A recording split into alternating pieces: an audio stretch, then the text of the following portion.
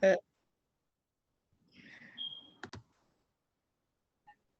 Hello, ladies, and welcome to Mom's Little Corner. Tonight is Thursday, and on Thursday, we talk about autism.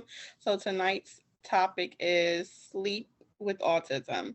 On our last Zoom, we talked about a lot of different things. I pretty much went over my story of how my life was impacted by autism and Boss Lady, no, I'm sorry, not Boss Lady, Powerhouse, you asked about the challenges of children with autism in reference to sleep. So I said that we would talk about that topic. So tonight we're going to talk about the topic of sleeping with autism. So I made a screen share, and this is just a little bit. I'm not a professional, I'm not a doctor, I'm not licensed. I'm just giving my story and my background with having a child with autism. So I'm going to start to share my screen with you, ladies. And then I'll share, after I share my screen, I'm going to share my story and how my son's sleep is affected by his autism.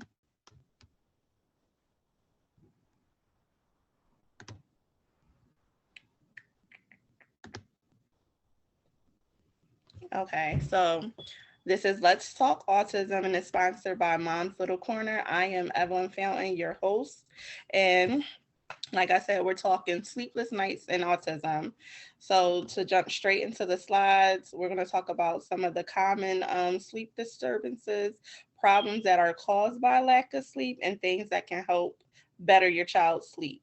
So, the first thing is common sleep disturbances. So, sometimes children with autism have a hard time falling asleep, or they may have short sleep durations. There may be an inconsistent in the sleep routine, and then some problems that those things can cause your child with autism are increased behavior problems, poor academics, and no energy. And then some things that we can try to help your child sleep a little bit better are increasing daytime physical activity, start and keeping a regular bedtime routine, and creating a common sleep environment for your child. And these are all of my social media handles. I hope that you can follow me on Instagram at Mom's Little Corner, Facebook at Mom's Little Corner 3, TikTok, Mom's Little Corner, and Anchor at Mom's Little Corner. So these are all of my social medias. Please follow all of them. I really would appreciate it. And I'm going to stop my share right here, and then I'll go over personal um, personal story with autism and sleep for my son. So, a lot of you know I have a son who has autism. His name is Daniel, and he's 8 years old. Sleeping for children with autism is kind of, not everyone has the same outcome with sleep. Some children may sleep through the night. Some children wake up quite a few times throughout the night. My son, he wakes up. It's not every night that he wakes up, but some nights he'll wake up, and he may wake up at let's just say he wakes up at 1 o'clock, and some nights he won't go back to sleep until about 7 o'clock. So on a school night, normally children go to bed around 8:30, 9 o'clock, and they sleep throughout the night. And they wake up. So my son, I normally wake him up at 6:45, 7 o'clock. So if he didn't go to sleep, or he went to sleep at 8:30, 9 o'clock, but he wakes up at 1 o'clock in the morning, and then he's up from 1 to 7. We all know how that's going to play out. So he pretty much wake up at 1, won't go back to sleep until 7. So it's kind of like he really didn't get a full night's sleep. So do you send your child to school? And if you do send your child to school, sometimes it can cause a behavior problem because the child is tired. So most of those times, if he wakes up and he doesn't go to sleep, like right after he wakes up, I won't send him to school because I know he's going to be tired. I know he's going to be agitated just because he didn't get enough rest the night before. Some nights he wakes up and he'll go right back to sleep. But on those nights that he don't wake up, I mean that he does not go to sleep, it's pretty much like 1 o'clock in the afternoon. So some nights, when he's up, it's a good time. He's, laughing, playing with toys. But other times it may look like crying, or, like um not happy, having meltdowns. So some nights it's a little harder when he wakes up, and it's not like a quick back to sleep. So it can get challenging on those nights where we're up from 1 to 7 in the morning, and then I still have to get another child ready for school. So it is kind of difficult with the sleepless nights, because your child is getting a sleepless night and you're also getting a sleepless night because you have to be up with them.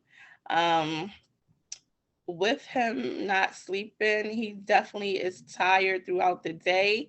Some days, he does go to school and he may like sleep on the bus, or he might not be as energetic as he normally is. Sometimes, when he gets back up from waking up in the middle of the night, he's very cranky in the morning. So it takes a little bit more time to get him prepared for school. So some of the things that I try to do with him is I let him take a extra long bath because he loves the water. So I let him take an extra long bath, play in a tub to kind of get him tired, and then I'll get him in his bed. We normally do a story, and after the story, I kind of turn the lights down. I have an Alexa in the room, so I play rain sounds or meditation music for him, just to kind of like set the mood and relax them for the night. A lot of people talk about weighted blankets. He's not really like a blanket person. He likes more of the fitted sheets. So what I do is he have his favorite fitted sheet. I let him wrap himself in that, and that kind of soothes him, and he'll get relaxed down. And if he sleeps throughout the night, it's a good night. And on those nights that he does not sleep throughout the night, it is challenging, but I make it work the best I can, pretty much by trying to, see if he wants to lay down. If he doesn't want to lay down, I'll kind of give him like a tablet, because sometimes he wants to watch his favorite movie, or, listen to the ABCs. Sometimes he just wants to lay on me. So we'll just, lay and cuddle if that's what he wants to do. And other times, like I said, sometimes it may not look like, happy, laugh, play. Sometimes it's crying, screaming sometimes, depending on how his mood is. It's pretty much, like how I try to give him things that I think will help him calm down, or relax for the night. Another thing that parents of children with autism use is melatonin. So, melatonin is a natural thing that our body produces. Some people do not produce as much melatonin as other people, and melatonin pretty much calms your body down and helps you relax so you can sleep. Um, I have melatonin bath bubbles that I use. I actually use it myself because sometimes it's hard to like kind of relax when you have a lot going on. So it's definitely good for adults and children. I would definitely say talk to your pediatrician. Um, or your medical provider before you start anything with your children or yourself, because you want to make sure that whatever you're doing is going to be right for you and yourself, and your children. But melatonin um, is a, I don't want to say a sleep aid, because it's something that's naturally produced in your body, but you can also get a melatonin vitamin or melatonin bath bubbles. Like I said, they have all type of things. You can go right to Walmart and get the bath bubble. They have like a melatonin spray that you can spray in the air, and it kind of just like soothes you. It has like I would say like a lavender scent to it. And if you're familiar with lavender, it's a soothing smell. So I use a lot of lavender calendars, not calendars, a lot of lavender candles for myself when I'm trying to relax. I love the smell of lavender, so it's really helpful to kind of soothe your senses and relax your mind. So if you have a rough time relaxing, I would recommend that you try using some lavender scents in your bath water, or just like a candle in your room. And that's pretty much my experience with sleepless nights and autism.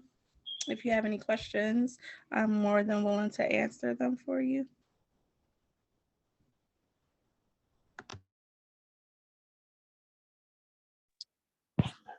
So, Howard House has a question.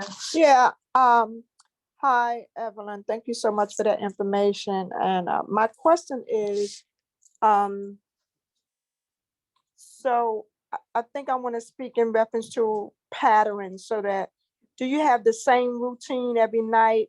Do your son or people or children with autism need patterns in their life? So they need to know what to expect. And the second question is, as it relates to, you said you use lavender.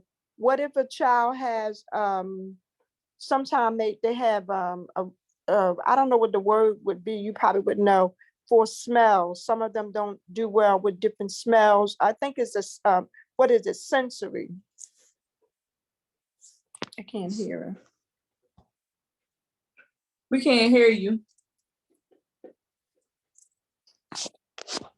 So I'll answer the second part of your question first. So some children may have a sensory to the smell of lavender. So that's why I said before you try anything, you always want to check with your doctor or your child. So you may try like the lavender scent and your child may not agree with it. So that would mean you don't want to try it again. Like if your child is expressing to you, it could look like, your child's crying or maybe holding their nose, depending on how your child kind of shows discomfort. You wouldn't know, like, okay, my child is really not liking this. So I would say maybe try something else, like a different scent. But in reference to your first question with the routines are definitely very important for children on the spectrum. So what I try to do is start the bedtime routine. Excuse me. Can't hear her. Can't hear you. I'm sorry. So, what I was saying is for myself, what I try to do as a bedtime routine, I try to start the bedtime routine between 8:30 and 9 o'clock. So, I have two sons that I get ready for bed. So, I normally put my younger son through his bath time and bedtime first because it's easier to get him down and sleep. And then that way, I have full attention to get Daniel kind of relax because some nights is a little bit difficult for him to relax because he likes to play, so he's in play mode. So the bedtime routine is definitely an important thing. So pretty much our bedtime looks like we're going to get in the tub, and like I said, I give him a longer period of time in the tub because he loves the water, so I know that's going to tire him out.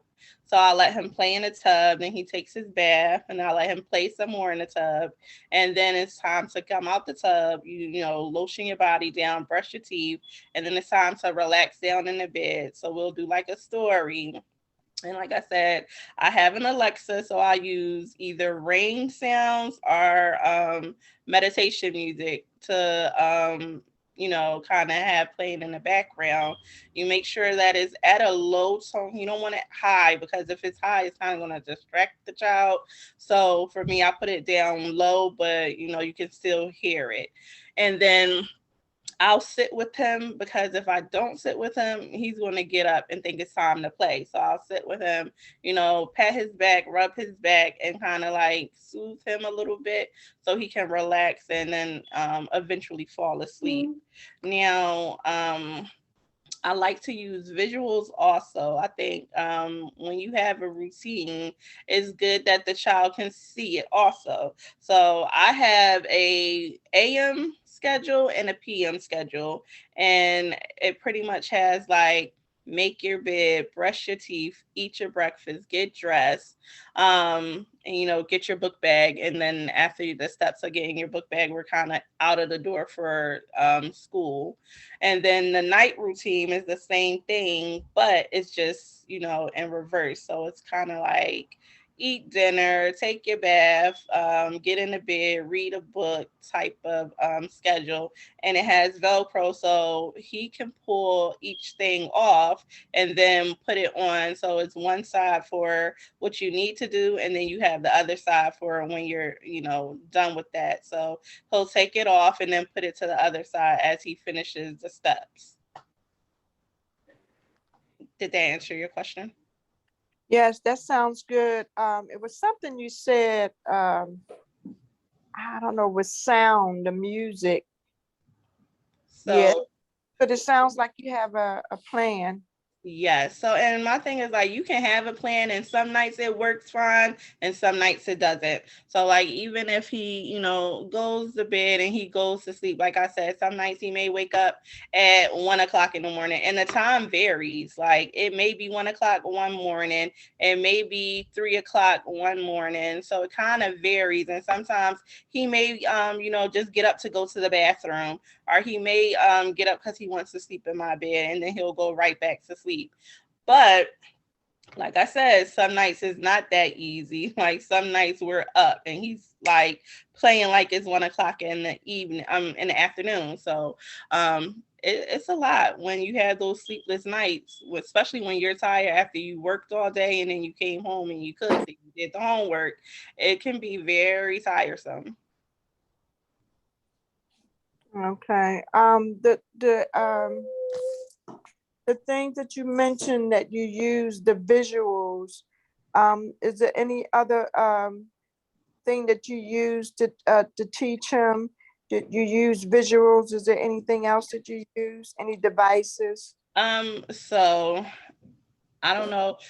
I'm not sure if you were on the previous one that I was talking about with like communication devices. So he does not have his communication device yet, but once he get his communication device, we can also incorporate a schedule on that. So he can go to that and press it, and he'll say, I'm ready to get in the tub now. Another thing I use is a clock, and pretty much it's just like a clock, and it has a red and a green light. So when it's on green, that means this is the time that you have to do this XYZ. Say if I want to put the timer for the bathtub, it'll stay green until it's time for him to get out the bathtub. Once it's time for him to get out the bathtub, it'll turn red, and then it like makes a sound, pretty much like a regular alarm clock sound. So with the visual, a clock, you can have pictures, some, like maybe just a picture that you don't have to kind of pull off. But for him, he just has like the schedules that he can pull off and put when he's finished, and then the clock. That's what we use right now. Okay. You have questions? I do have a question. How do you maintain your mental health and well-being? Because you are a parent of multiple children and you have a child that's on the spectrum and that's not having or not having like full sleep nights. How do you manage that and you yourself get rest? Uh, so, uh, let me see how to answer that question, because here recently I feel like I'm on autopilot, I guess I would say. Um, and I feel like now my body is kind of used to not getting enough sleep. So even if I'm tired, like previous times I may be tired, and I know me and you were in a car one time and I was like nodding off, like in the middle of a conversation, I just started nodding off, going to sleep. And now I feel like I can't even nod off. Like I'm tired, but I can't even nod off like that. Like it's just like I'm up. My body is like kind of used to not I don't say it's sleep deprived. It used to be in sleep deprived. So now I'm just up, and I've been having like nights where I'll go to sleep and then I'll wake up and then I'm up until like 5 o'clock in the morning. And then it's like, I'm looking like, oh my gosh, I got to go to sleep. And what I try to do is not have my phone beside me, because if I look at the time, then I feel like I start to panic, because I'm like, oh my God, it's such and such a clock. Only got 2 hours of sleep. And then now I'm fixated on, if I don't go back to sleep, I'm not going to get enough sleep. And I'm thinking about like just like time wise. So that's running through my head. So I try not to look at the time if I wake up. I just try to, kind of like just lay and just force myself to go back to sleep. So I think sleep for a parent with autism, well, not a parent with autism, sleep for a parent that has a child on the spectrum, I'll speak for myself. It's not like a regular sleep schedule for us. I'm also nervous, and that sounds weird to say, like you're nervous in your sleep, but I'm nervous in my sleep because I'm constantly thinking, oh my God, is he going to get up? Because like I said before, he's a wanderer. So that means like he will leave. If he has the opportunity, he will leave and wander. And so I'm constantly thinking like, oh my God, like I feel like I don't sleep really heavy because I need to hear. I need to be alert just in case like he gets up. I need to know. So like sometimes I don't mind letting him sleep in my bed, because that way I can have my hand on him and I know he's not moving. And Right. how do you sleep if you constantly like in a state of, is he getting up? Like, so it's pretty much like I know I don't get enough sleep. And I'm sorry, this is Latanya. Yeah. Hi, Latanya. How are you? Good. So let me ask you, are you able to give them melatonin? Okay, so I did speak about melatonin. So I do. I'll use melatonin bath bubble. I have like a mist that you can spray in the air. But even with using the melatonin, sometimes it doesn't work. Sometimes Mm, he overpowers it because it's such a little dose. Like, mm, they have different melatonin. Of course, they have melatonin for adults and melatonin for children. So he's a child, so he gets the child melatonin. So it's not like a high dose. So sometimes he overpowers it, and it's ah, like he didn't have it. So even if he has the melatonin, some nights he may go to sleep, some nights he may overpower it. And I feel like on those times that he overpower it, it's like it gives him energy. So it's like, mm. it's kind of like, do you give it to him or do you not? Because you don't really know. And so I kind of started using the bubble bath a little bit more versus the gummies, because I felt like the gummies is when he kind of overpowers them. And then children on the spectrum are very, very smart. So Yeah. he may not say, Mom, when you give me this, it make me sleepy, but he knows like, oh, if I eat this, I'm gonna get sleepy. And that's what he does. He'll take it out his mouth, flush it down the toilet, put it in the trash can. So it's like he's very smart. And so I feel like it's easier to use like the bubble bath and like the lotions versus giving him the gummy, because he may eat it, he may not. It may give him energy, it may make him sleepy. So What about a sleep schedule? okay, so we also talked about the sleep schedule. So for Daniel and my other son, I normally start bedtime between 8:30 and 9 o'clock, Mhm. and for him, what I do is I put him in the bathtub last. And I Oh, like to give him an extra, I'll give him extra time in the tub because one, he loves the water. And then two, it kind of tires him out a little bit some nights. So I'll let him play first, then I'll give him a bath, and then I'll let him play again. That way, it kind of tires him out. Some nights, if he's really, really active, I let him play in there until he's like closing his eyes because he's getting sleepy. And I'll say, okay, come on, it's time to get out. mhm. Like if he starts rubbing his eyes, then I know, okay, he's getting sleepy. Let's go. We're going, it's going to be a fast transitioning from him coming out the tub and getting into his bed and going to sleep. Now, I do use a pull, I'll call it like a pull off schedule. So pretty much I have an AM schedule for him and a PM schedule. And on the AM schedule, it's just like morning routines and getting ready for school. PM schedule is, dinner routines, coming in from school and getting ready for the bath, and getting ready for the bed. So he can pull off, say it's brushing my teeth. He'll pull it off and put it on the other side that's for the done side.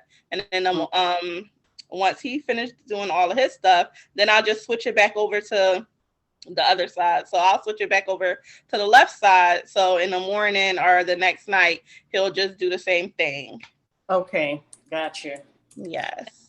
Because I'm asking this because I know my grandson, he has the same type of activity.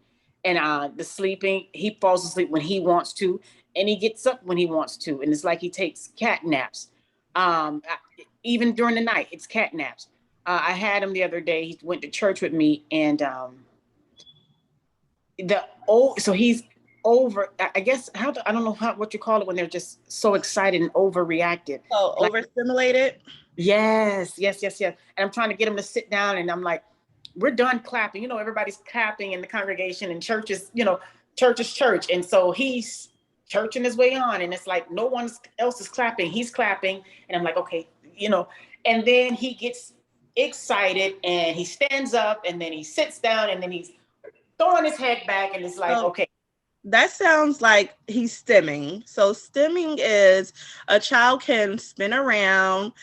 They can flap their arms, clap their hands, jump up and down, run back and forth. That sounds like he's doing a lot of stimming. And Yes. Stimming comes from being very in a place of high. Sometimes it can be anxiety. Sometimes it can just be because they're excited. Also, depending on the stem, it's like a self-soothing and self-stimulating. Yes. They need stimulation, so they're doing something to stimulate their sensory abilities for their own self, or like you said, Evelyn, they can be in an environment that's overstimulated. Yes, and if they're overstimulated, then they're going to express it in a way, because they can't. I mean, I don't know your grandson if he's verbal or nonverbal, but if he's nonverbal, he can't express to you, this is too stimulating for me. So that's his way of saying, maybe I need to take a break from this environment. Yes, I think that's what it is. I think church is what has him overstimulated because of the crowd, the noise, the drums. Yeah. That's a lot. And children on the spectrum are very sensitive to stimulations. Mm-hmm. So that I would say, yes, that could be a very stimulating environment. Some things that you could try would be to take him, maybe have a seat in the back of the church. That way, if he needs to, you can take him to the outside of, I don't know how your church is, but some churches, they have like the doors before you come into the sanctuary. Yeah. You may be able to step outside of the sanctuary just to give him like a minute to calm down, decompress. There are a lot of different things that you can use to kind of focus that energy. Yes, headphones would be, I would say headphones, maybe some what about those balls? So like the fidgets. Maybe try taking a fidget with you and let him use that fidget on those moments where you see like he's getting very, very excited with the clapping and things like that. Try like a fidget, or like Chanel said, the headphones, because in loud situations, they don't know how to say this is too loud for me. Now, I'll tell you a story about my son. When he was in early intervention, I noticed that he would come home and he would grab his ears like this. And so the first time he did it, I'm like, I didn't really think anything of it. And then he came home the next day and he would grab his ears. So I'm like, okay, what's going on? So, I'm like, all right, he's doing it. So now I'm looking at, okay, he's doing it this, he's doing it again. So I'm just like, kind of in my mind keeping a running count of how many times I see him doing it. So I would say like the third day, I reached out to his teacher and I'm asked her, I'm like, have you noticed Daniel grabbing at his ears? Because the second day I called the pediatrician because I'm thinking like something's wrong with his ears. Like maybe he's having like an ear infection or something.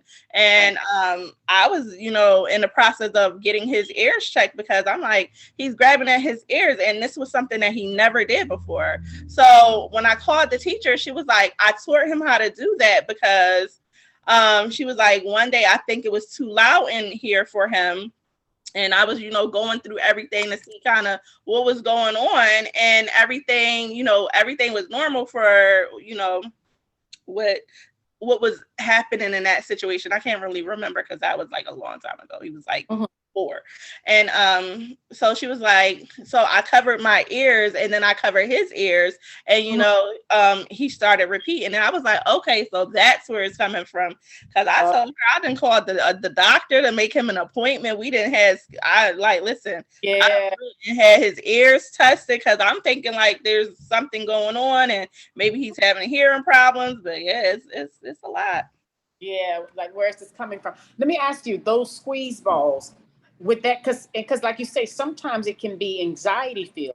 Mm-hmm. And so, the squeeze balls, like, would that help too? And I'm saying for if it's stimulation or if it's anxiety.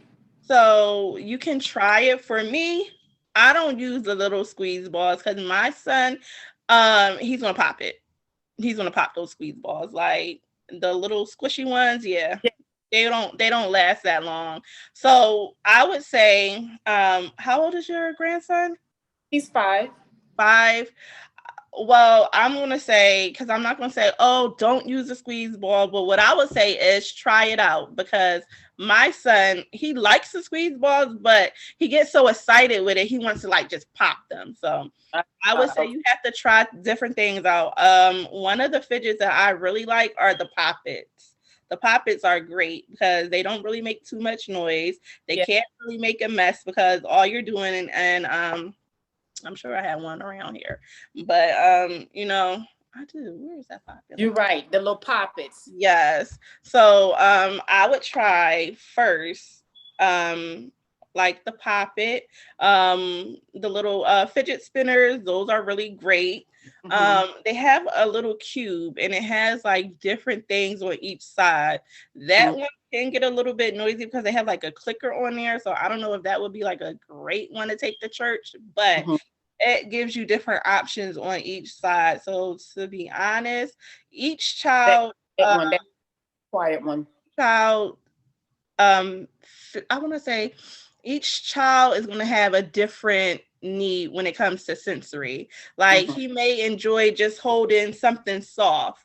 Or he may need like a bristle brush and like to rub it across his arm. That may be enough for him. But each child has a different sensory need. So you kind of have to try things out. I like how you just broke that down. And as you were speaking to me, I'm like, okay, you know what? She's right. In church, I'm going to need something, even like a soft bear or like one of those poppet things, because it doesn't make noise at all. Yeah. And but even when you were speaking to me in my head, I'm like, okay, I'm going to get that for him. So when we go to church, he'll have that. But I also, while you were speaking, I said, you know what? Evelyn you should create a store for parents that will be able to, talk to this toy, this fidget, this purchase, or what have you. You may want to purchase this toy if they're acting up in this way. I'm just in my mind envisioning, just like how you just broke it down to me, and it's like, okay, that's what I'm gonna have to get then. So I'm envisioning a store for you like for a these review, like a review on different fidget items. Yeah. Now, I'm going to coming in the new year, I'm going to offer different things in reference to autism. So I'm gonna kind of change the conversation a little bit here and just speak of what is going to look like for Mom's Little Corner in the new year. So in the new year, I'm going to be offering more things besides the Let's Talk Autism. Okay. So Mom's Little Corner is definitely going to keep up with the autism piece, because that is a part of um, my motherhood. That's a part of what makes me a mom, is autism. Um, Mhm. but I'm going to have different topics throughout the week, and I am going to be offering some autism resources. I'll just say autism resources, because there's going to be a lot of different things for Okay. parents, grandparents, or even someone that's on the spectrum. Yes. Okay. Good. Yes, yes, yes. I thank you. Thank you for that, because it's helping me through, because when I do get him, I need to know the difference. Is he anxiety feel right now, or he's just stimulating? Like I need to know those differences. But yes, I am gonna get that poppet. I'm gonna try it out. Try that version. I think, and my thing is, like, you just have to try different things, because he may not like the Poppet. He may enjoy, like, excuse me, he may enjoy the stress ball a little bit more, but then they have different type of stress balls. They have like a stress ball that may just be like the foam instead of having like the gel on the inside. Right. Right. So for me, I know I cannot do the gel, because my son is gonna pop it, and that gel makes a mess. So I'm like, that's totally out. But they have like, so he loves balloons. Personally, I don't like balloons, because I don't like when they pop. But he Mhm. loves balloons, so I may get like a pack of balloons and blow the balloons up for him. But he enjoys popping the balloon, so I know he's gonna pop the balloon. He's gonna play with it for a little bit, and he's gonna pop it. He's You gonna just pop kind of it. have to, like, try different things out, because one thing may not work, and then you'll find something and you'll be like, oh my God, I can't believe that worked over something else. Like, sometimes Mhm. go simple, because sometimes a simple thing is going to work better than like one of these high price Yeah. autism. Because like, I feel like a lot of people, or a lot of companies push things for autism, and it's overpriced, Yeah. and parents are going to buy it, because we just want the best for our children, and we want to help them in whatever way we can. So of course, like, if you see something, you're going to buy it. But what I will say is, look for simple things first, Mm. and then venture out and Gotcha. see the things. But I'm definitely going to have some reviews on different items that I use personally, and I'm Okay. definitely, Appreciate that. I do. But just keep a watch out for us, as there's going to Oh. be a lot of things coming in 2023. Hmm. Be a lot of things in the work for Mom's Little Corner and Yes. Let's Talk Autism. I appreciate it so much. It really helps me out with my grandson. Thank you so much. That's What? why I do it, because I didn't have anybody to kind of, I don't want to say look up to, but I didn't have anybody to go to or bounce ideals off of. Hmm. It kind of feels like you're on a desert Yes. island when you're going through things. So I just want to be the voice that I didn't have. And then when he and again too, and when you first started talking about this, I misdiagnosed him, because here it is. I'm thinking, okay, he has ADHD when he's really autistic. Yes. Yeah. And another thing is, children can have multiple diagnoses. Um, Chanel, can you say the proper term for that?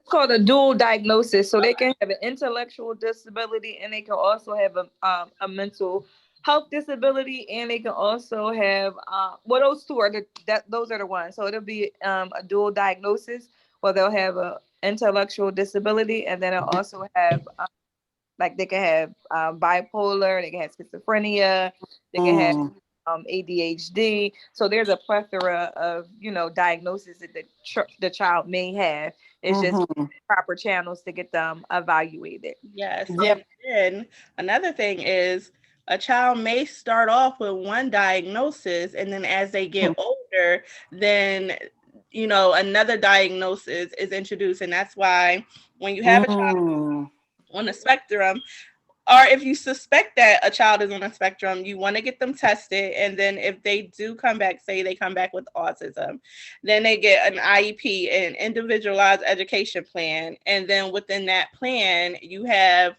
scheduled meetings, or you can call for a meeting yourself. And that way you're kind of checking in and making sure, okay, is this changing, or is this changing, or this is not working, we need to change this. And that way you can see if your child is maybe going to be diagnosed with something else versus that first diagnosis that they had. Right. I had a quick question, Evelyn. Yes. You said you start your bedtime routine between 8:30 and 9 o'clock. I just wanted to know why so late. That seems late for a kid that has to get up and go to school in the morning. I don't know what time your kids have to get up in the morning, but can you speak to that? Yeah, so for me, 8:30 to 9 o'clock. To, like, if I'm starting at 8:30, I try to have them in the bed at 9 o'clock. And for me, I work, so my job is 45 minutes away, and it takes time to get home. So by the time I get home, I need to get dinner prepared, make sure everybody's homework is straight. So that's why my children start at 8:30. And like, I try to have them in the bed by 9 o'clock. If I can have them in the bed before 9 o'clock, that's a great night. But when you have a child on the spectrum, like, even though I have these routines in place, everything doesn't go work out how I plan it. So I may have a plan to say, okay, you know what, we're going to get in the bed at this time, but it may not work out that way. And then I kind of try not to put them to bed too early, because if I put them to bed earlier than that, then I know he's going to wake up. Like, if I put him to bed earlier than, like, say if I try to get him in bed at 7:30, he's going to wake up. Now, sometimes he may fall asleep. And then another thing is, on his bus ride home, he normally falls asleep on the bus ride. So when he comes home, he done already had that little nap.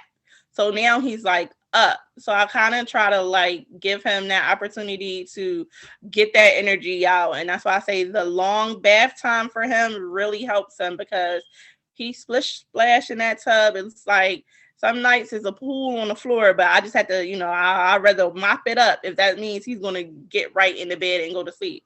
Because sometimes, like, if I try to put him in the bed earlier, he's jumping on the bed. So it's like, that's going to stimulate him even more. So I'd rather put him down a little bit later, when I know, okay, he got most of that energy out. And now when I do try to get him in the bed, it's going to be a little bit easier to calm him down. But again, I think it goes back to each child. So you have to kind of figure out what's going to work best for you. So maybe for you, 8:30 to 9 o'clock is late. But for me, with the child with autism, that's kind of like right there at like a good time, because I know, like, even though, yes, he does have to get up early, but I know, like, if he sleeps throughout the night, he's going to be okay with getting up. So I do try to let him sleep in a little bit late. So like I said, I would say between 6:45 and 7. And most of the mornings is 7 o'clock, because I kind of have the bus time, and that's where schedules. So schedules don't only work for the kids, they work for the parents. So now, this is not every day, but what I try to do is have the clothes ready for the next day. And then I'll have like lunch in the refrigerator together, or I'll already know what's going to be for lunch. And then I get up early, and then I'll pack his book bag, make sure his clothes is ready, and then get him up. And I try to like let him sleep in, because I know, okay, the bus is going to be here at a certain time. And, like, the bus stop is right there. So I'll pretty much jump in the car and drive to the bus stop, and just wait for the bus. So sometimes if he's tired, he may, like, I may have to get him dressed while he's still like half asleep, but it kind of works. And then by the time I have him, fully dressed, now he's ready if he wants to eat. Because for him, he's very, very picky on what he eats. So like in the morning, I know he's not gonna eat cereal in the morning. So I normally make him bacon, and then he'll eat his bacon, and we'll go sit in the car and he's ready. Sometimes I play his favorite song, and some mornings, I would say most mornings, he has he does really good with getting up. Sometimes he does get cranky, but by the time the bus comes, he's ready to get on the bus. So how old you say he is? he's 8. He's 8. Okay. Yeah. I wanted to ask another question, Evelyn. I know you had spoke about the routine that you had, the printables you had. Do you sell those?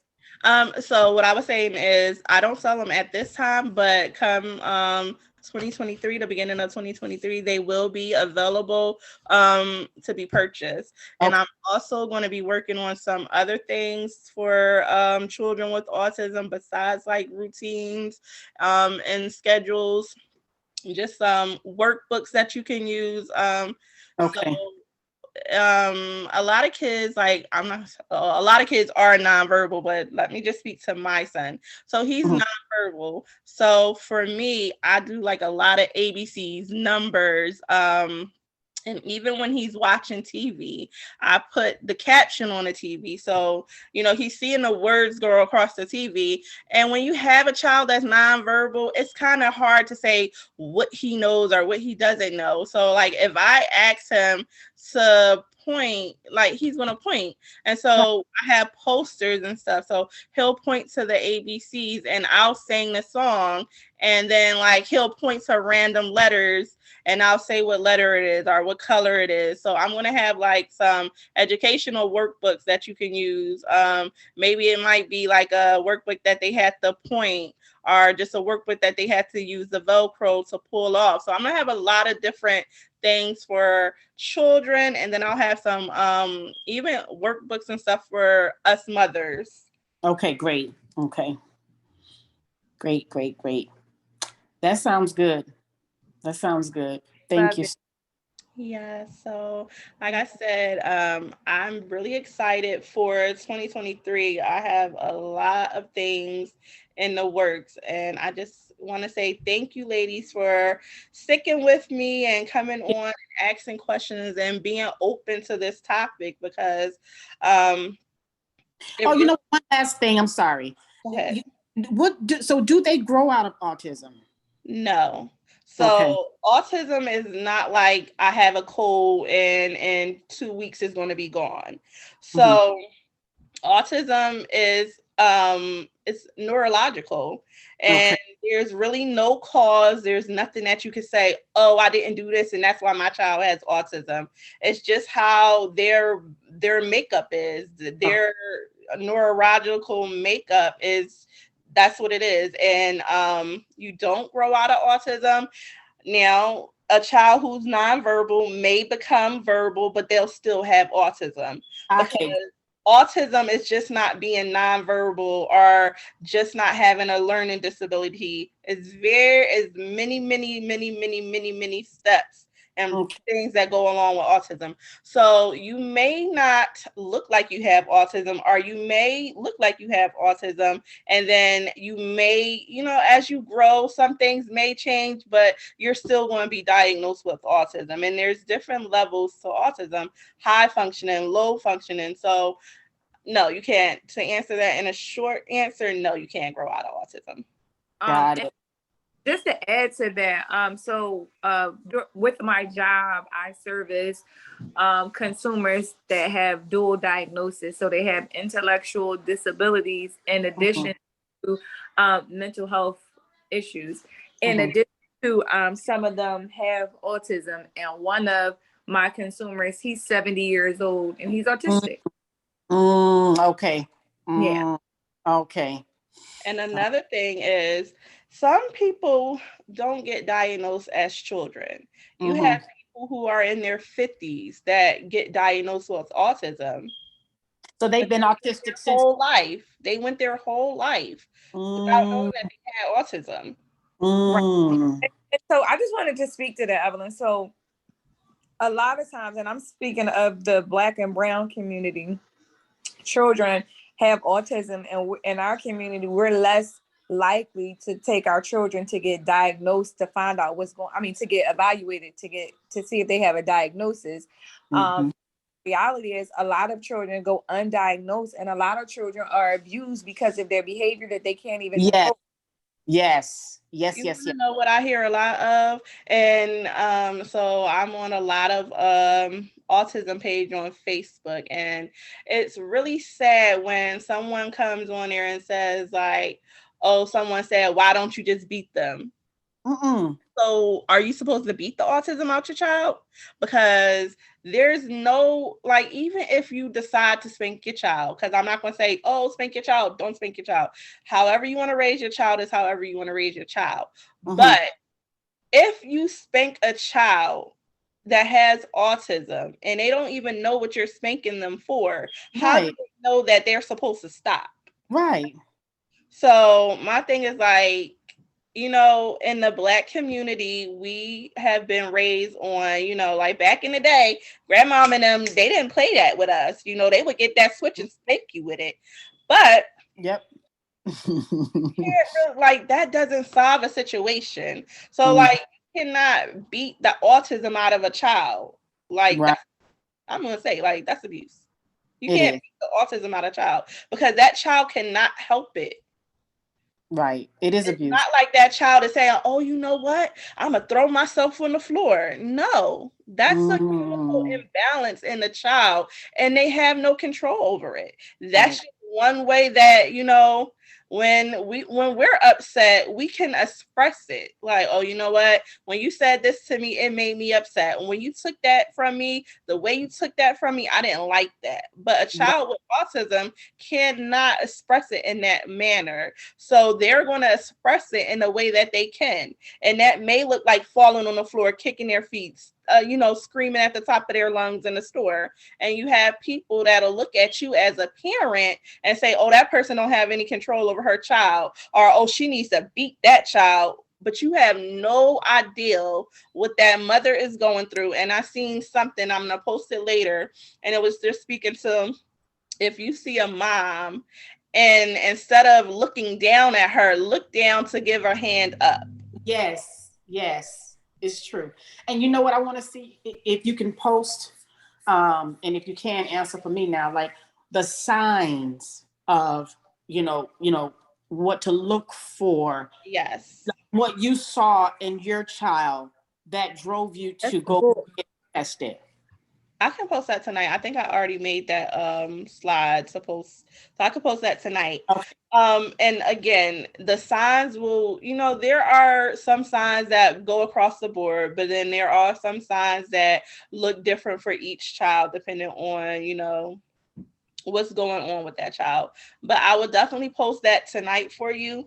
Okay. And then I'll if you look on YouTube, I should have that video already up. But if not, then I'll get that video up. Okay. And were you about to say something, Chanel? Powerhouse is about to say something. Yeah, Okay. I don't know exactly what I was going to say, but I just want to say to you, Evelyn, I really, really commend you. Continue to show up because so many parents have children and they don't even know, they haven't been diagnosed, they haven't did early intervention or anything. They don't have a clue as to what is going on, Mm-hmm, Uh, mm-hmm. think this is and their children are suffering, and I think this is so important because just what you shared about how the child can be in an environment and they start what did you call it, flapping or something. Still, Stimming. because Stimming. the noise is too loud for them, and you think the child is acting out because you don't Mm, because he or she has autism, that they're stimming because they're overstimulated or they're trying to self-soothe. And so I want to encourage you to continue to show up. This is so vitally it is. important. It is. Because these kids, like you say, they're getting abused because parents are thinking they're acting out when it's not even so. Yes. And, like sometimes when you're in the process of getting your child tested, it can take a while.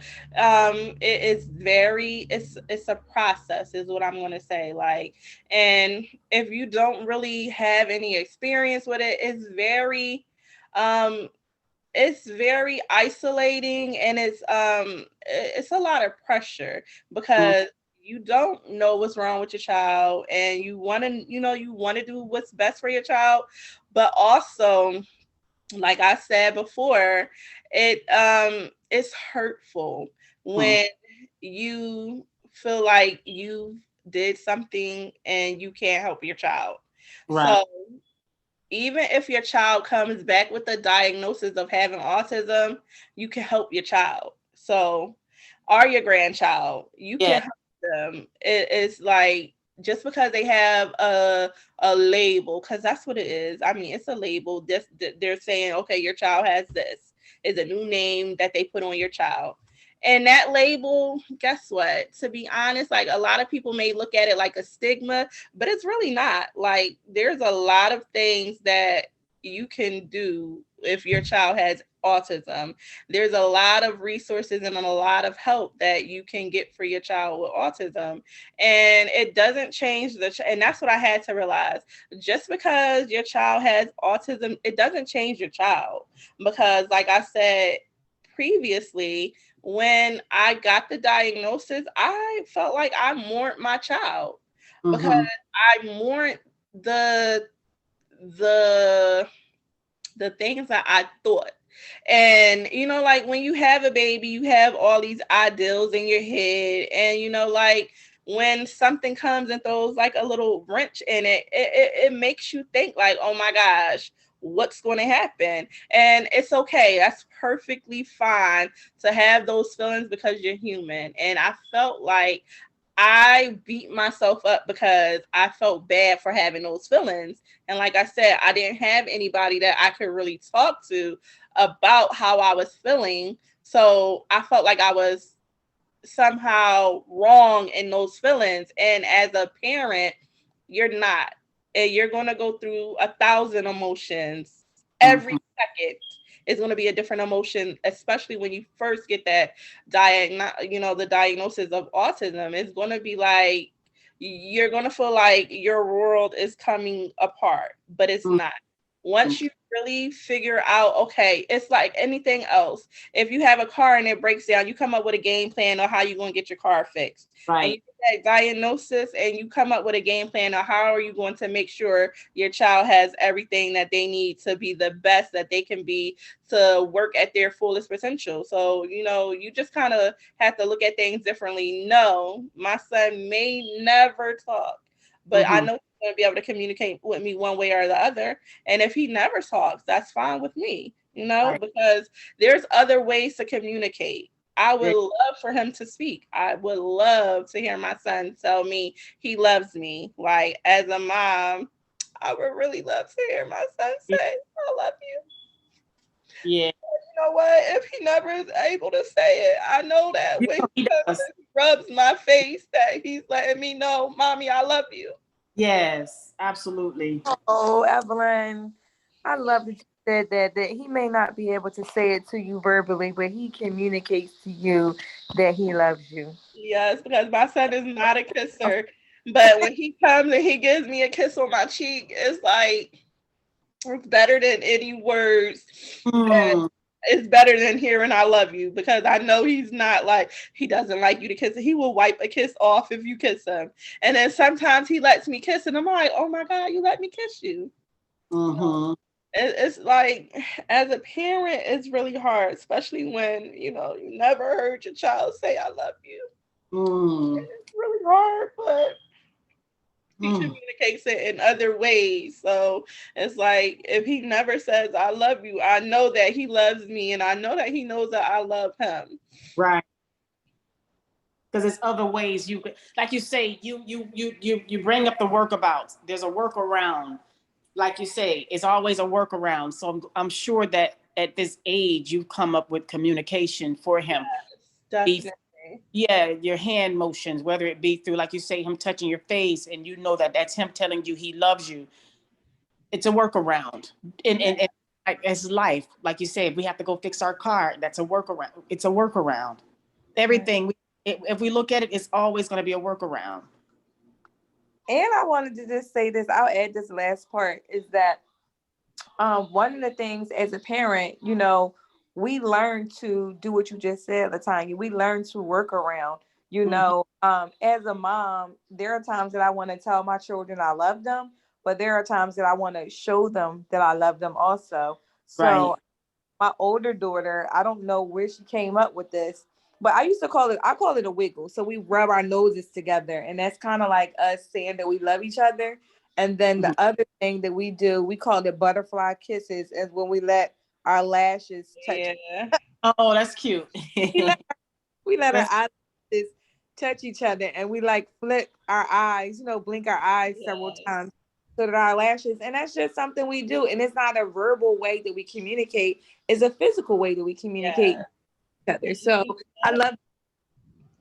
Another way that so I have individual handshakes with all my kids. So my son with autism, like at first, I would just say high five and he would give me a high five. But mm, like I'm like, well, I have these other handshakes, and I told him, like, I'll say, so this is our handshake. So we go high five, fist pound with the thumbs up, and then we go like this, put our hands together and go like this. So mhm. I'll say high five, and then I'll say fist pound and then hand, and he does it. So my thing is, like you said, everything doesn't have to be verbal. It's also physical. And yes, it's good to hear I love you, but if you cannot express I love you, then you have to show in different ways that yes, I do love you. And sometimes kids don't just need to hear it, they do need to feel it. And you know what? And as you were just saying that, in my mind, I'm envisioning the art of autistic, because a lot of times we get so wrapped up in wanting to hear things when it's important to really show it. Like we say, oh, I don't want you to just tell me you love me, I want you to show me you love me. We get so wrapped up in being told that we forget about the actions. And Yeah. so the art to autistic is they're going to show you, especially if they're nonverbal.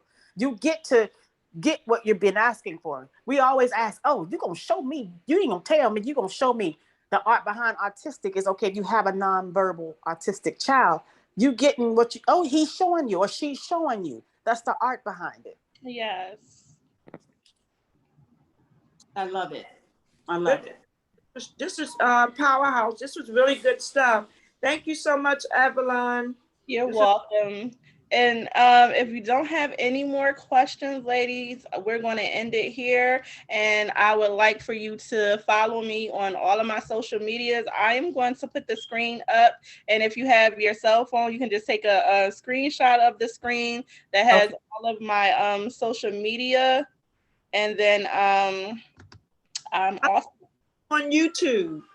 so I have, you know what? I don't think I put my YouTube up there, but I will post my YouTube channel. I'm gonna put everything on the Mom's Little Corner group page and the Mom's Little Corner um Facebook page. So Got it. Oh, also, Instagram, if you okay, can good. take a screenshot, I'll put this up on Mom's Little Corner also. But my Instagram name is Mom's Little Corner at Instagram. My Facebook is Mom's Little Corner 3 on Facebook. I have the Mom's Little Corner channel and the Mom's Little Corner group. And then TikTok is Mom's Little Corner. And I also have Anchor. I'm going to be starting my podcast in 2023. So please look out for my podcast. And that is also Mom's Little Corner. Yes. And like I said, I'll put all of this in the group Facebook. So I would like to thank you ladies for joining me tonight and just Thank being you. open to this conversation. Thank you. Thank you. Thank you. And thank Thank you for you. being so transparent and human, Yeah, So we really appreciate the what's the word I'm trying- authentic. Yes. And continue to share your story. It's so important and so. I, I will, and thank you ladies so much. Okay. Have a good evening. I'm going to check out the YouTube page. Okay, and I'll send the link on in the group on Facebook. Okay. Thank you so much. All right, have a great night, ladies. You too. Bye bye.